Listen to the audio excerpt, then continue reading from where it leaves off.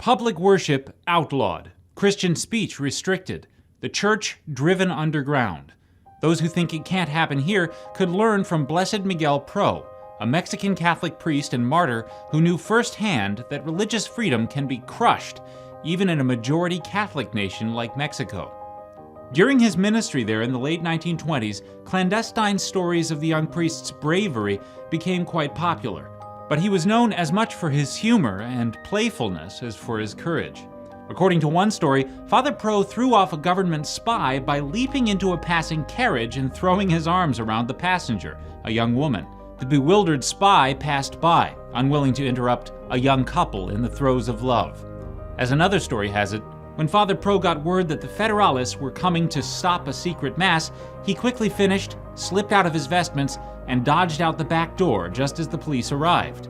A moment later, he came barging in the front door just behind them, dressed in the uniform of one of their superiors. "You slowpokes, why have you not caught this priest?" he shouted.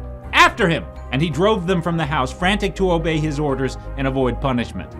It's hard to tell for sure if all the stories are true, but we do know the final chapter of his life for sure. Why? Because ahead of Father Pro's execution, the wicked president of Mexico ordered that the priest's murder be photographed and recorded in detail, and the pictures published in all the newspapers as a warning meant to destroy Catholic morale. But when the moment came, Father Pro made a few quick-witted decisions that would change the course of history. He refused to wear the customary blindfold and looked the firing squad in the eye. He gripped a rosary in one hand, a crucifix in the other.